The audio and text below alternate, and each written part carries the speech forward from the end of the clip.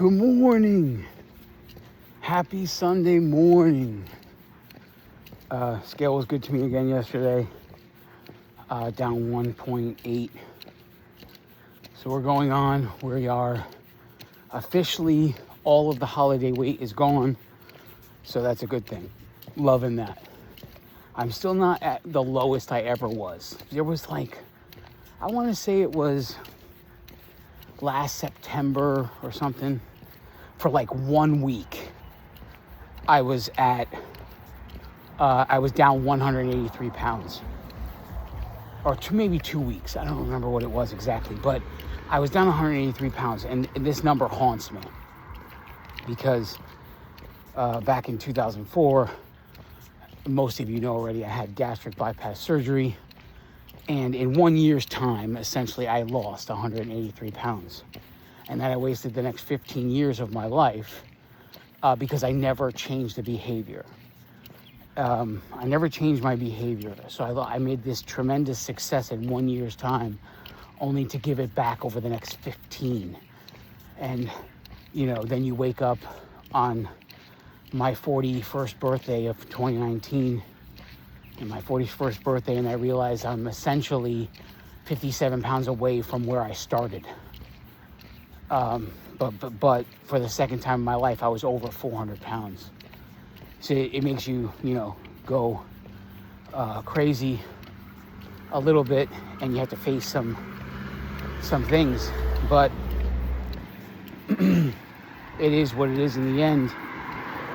It's why I push so hard for behavior change. But that number being down 183,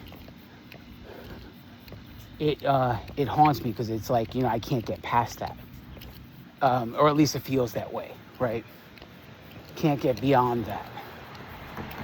And I held it for a week, maybe 2 weeks.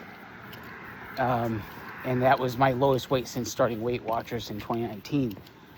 And I was 212 pounds for that time period.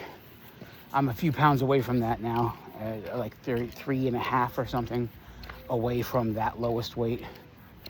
So hoping not only just to get there, but to get beyond it.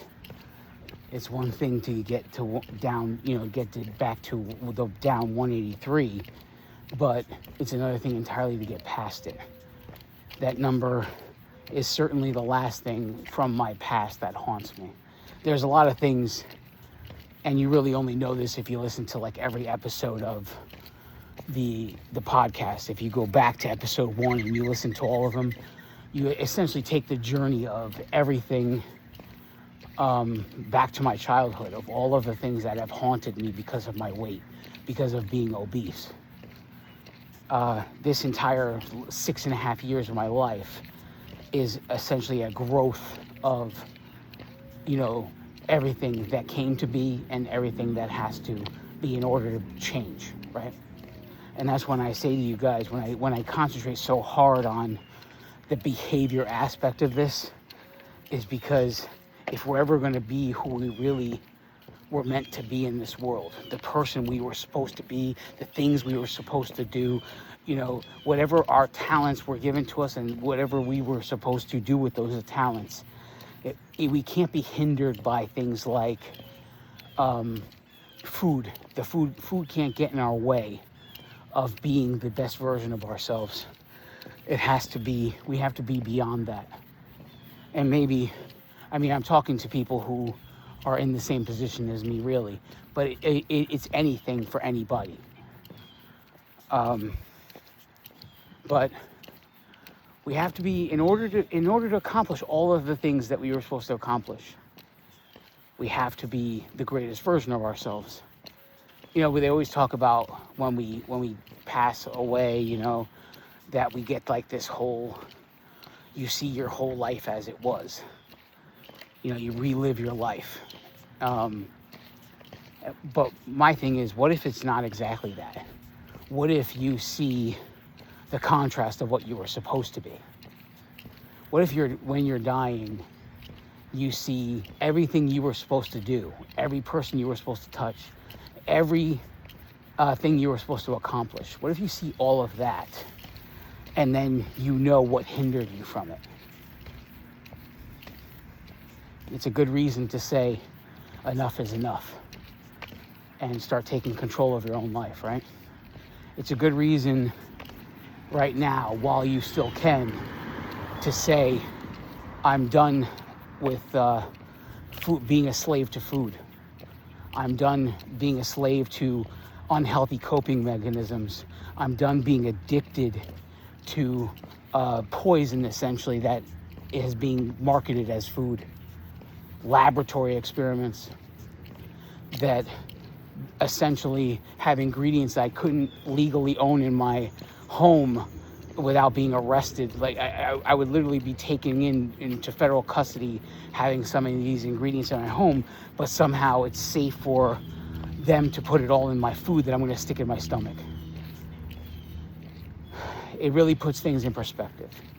And it really should put you in a position to say, I really need to get serious.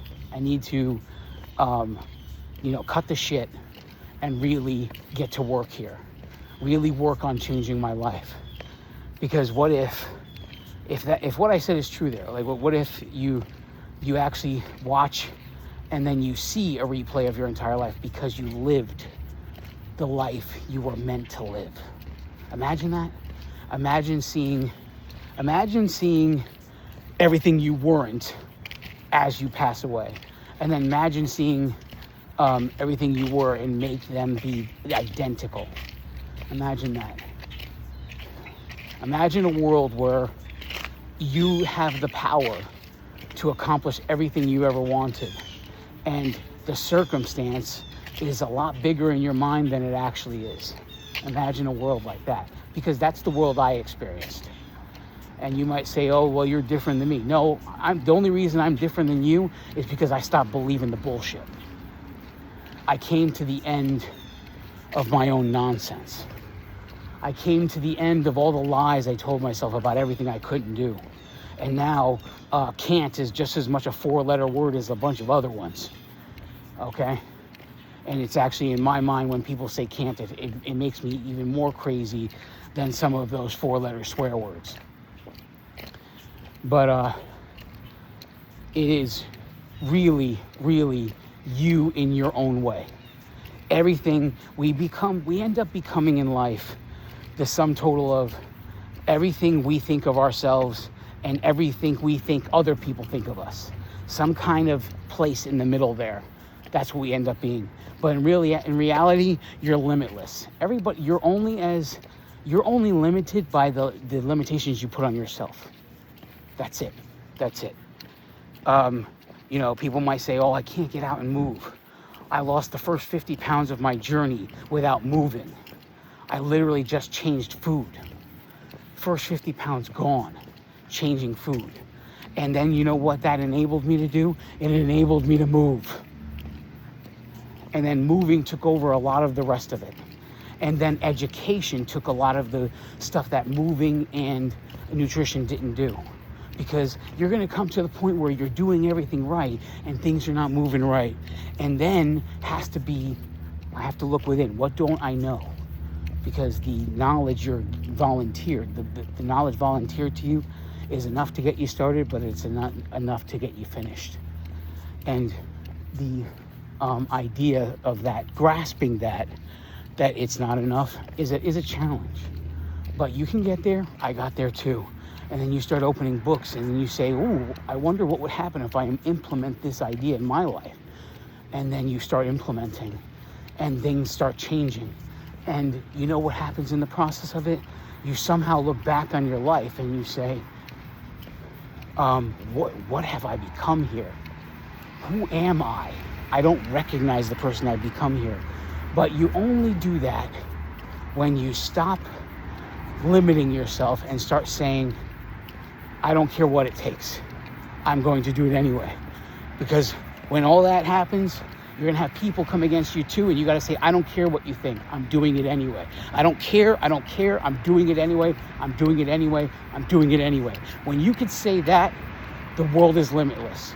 It's Sunday. It's the Lord's Day. It's enjoy yourself. I love each and every one of you. God bless you all.